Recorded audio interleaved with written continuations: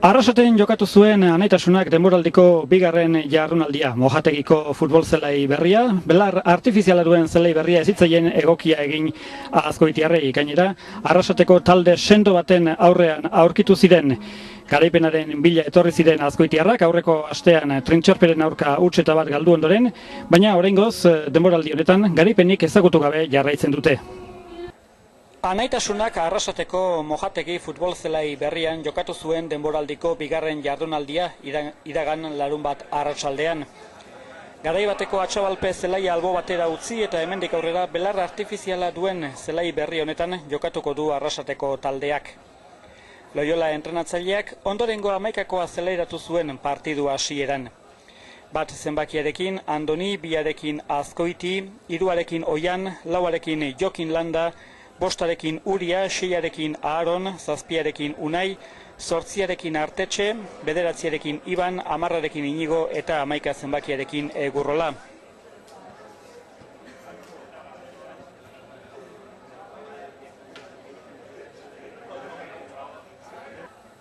Arrasatarren aldetik Igor Gordobil entrenatzaileak jokalari hauek deitu zituen. Kalbo, Amutxastegi, Etxeberria, Laspiur, Arazkonaga, Rueda, Aranbarri, Garin, Muruamendiaraz, Bereziartua eta López.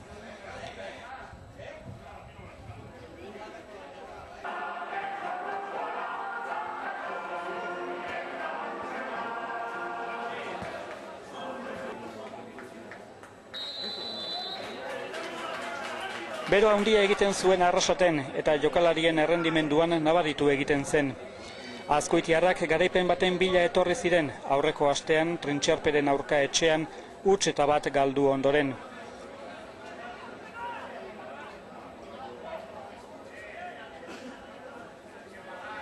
Ez zuten ordea hasiera ona izan. Jokoan sartu ezinek ibili ziren partiduko lehen minutuetan. Arrasatekoak hobeto moldatzen ziren eta berehala hasi ziren Andoni Aranbarriren atean arriskua sortzen.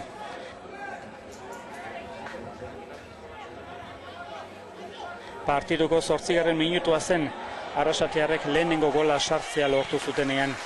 Anaitasunako jokalari ugari egonarren area txikian, ez ziren gai izan Arrasatearrei baloia kentzeko, eta azkenean Andoniren atea zulatzea lortu zuen 7 zenbakia zeraman Aranbarrik.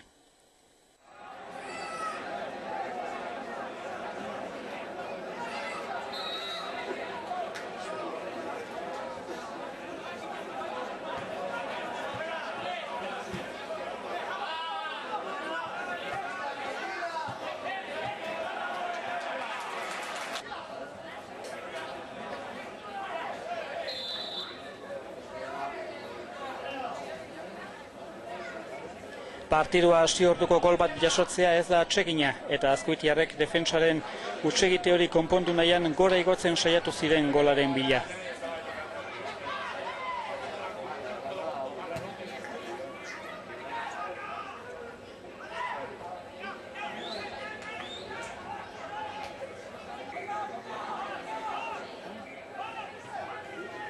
Baina gutxien espero zutenean Arrasatearrek berriro ere gol egin zuten. Berriro ere, Anaitasunaren defentsa etzen trebe aritu.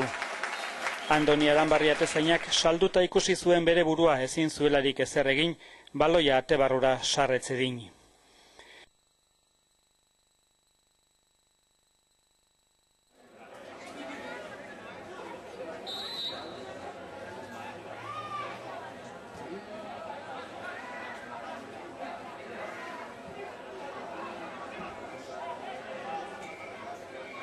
Golpe gogorra zen Anaitasunarentzat partiduko lehenengo ordu laurdenean 2 eta huts galtzen joatea.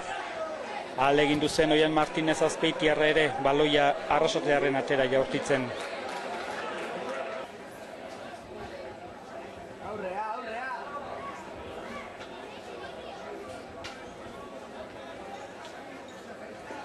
Saiakera bat baino gehiago egin zituzten gorritxoek aurkako atera iristeko, baina ez zuten behar adinako indar eta irmotasunik erakusten.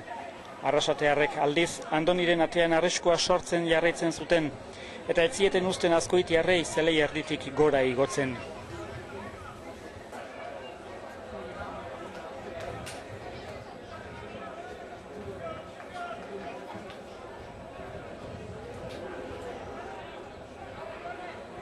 Aurreko denboralditik ona, ez da aldaketa handirik izan Anaitasuna futbol taldean jokalariei dagokienez.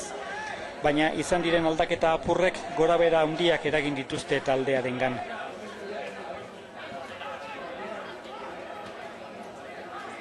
Mikel Juaristiren hutsa nabaritzen da defentsan, baita Xabier Bastida edota Garikoitz Nuñezena ere gol aukerak sortzeko unean.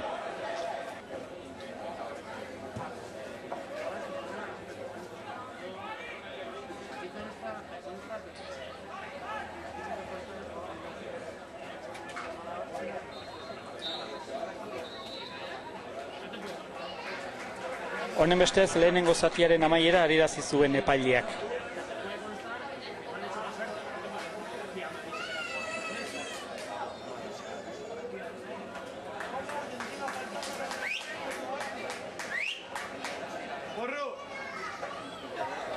Bigarren zatian 5 aldaketak agortu zituen Fernando Loyola entrenatzaileak taldeari indar berri bat eman nahian.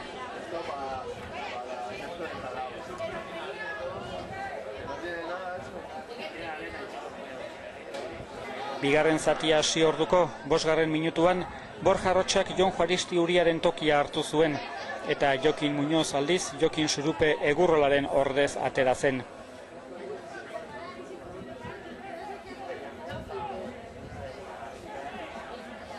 Handik 5 minutura, Andoni Arruabarrena, Aaron Ortizen ordez atera zen. Bigarren zatiko 15. minuturako egin zituena Anaitasunak beste 2 aldaketak. Jakes Lizadazu, Uantxo eta Iraitz Korta, Unai Etxeberria eta Inigo Irazabalbeitiaren ordez zelairatu ziren.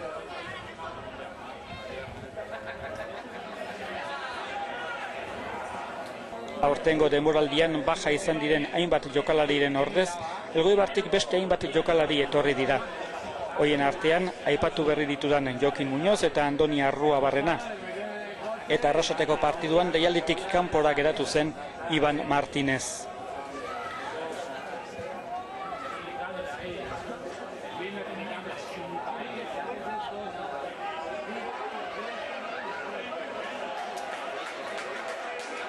Jokaldi honetan eskapada ederra egin zuen Anaitasunak Andoni Atezainari baloiak eskuetatik ihes egin baitzion.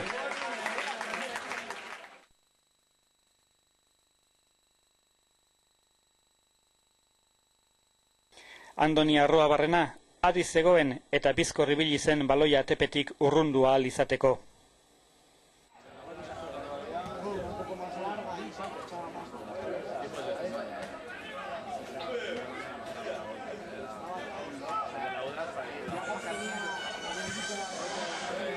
Partiduan zehar ez ziren txartel asko ikusi, baina Iban Adanbarrik jaso zuen txartel hori bat. Epaileak euskera garbian idatzitako aktan adierazi zuen bezala, marrazainak hartutako erabaki baten aurrean desadostasun keinuak egiteagatik.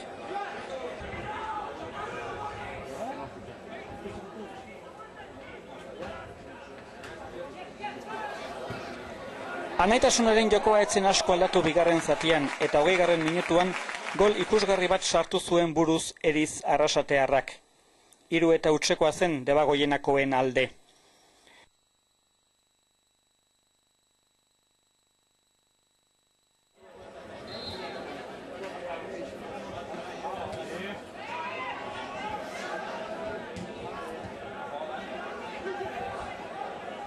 Hala ere, Azkoitiarrek ez zuten etsi eta saiatu ziren geratzen ziren minutu apurretan markagailua itxuratu ahal izateko golen bat lortzen.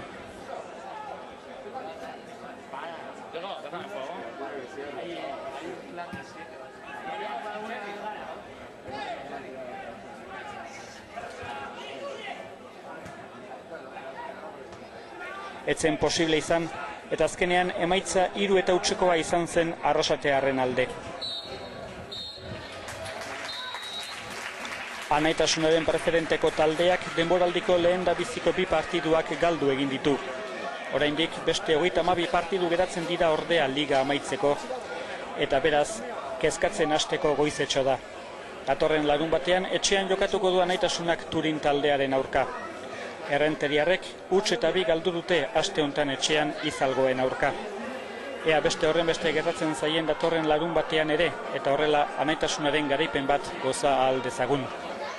Partidua larun batean arratsaldeko 4:00 izango da Txerloieko futbol zelaian.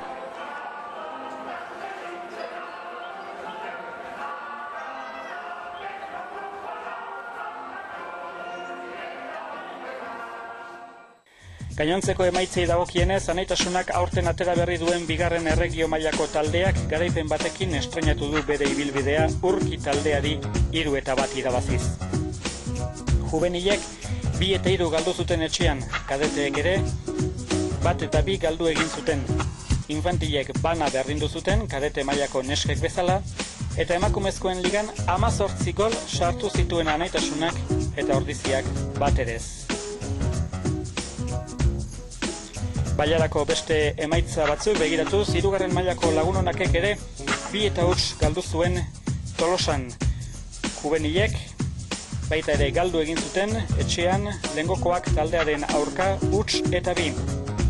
Lehenengo erregio mailako taldeak 3-1 irabazi zion Legazpiko Ilintxa taldeari. Kadeteek ere irabazi egin zuten etxean Zestoarren aurka 4-0 eta Infantilek ere irabazi egin zuten Zumarragan Urola taldearen aurka 1-1.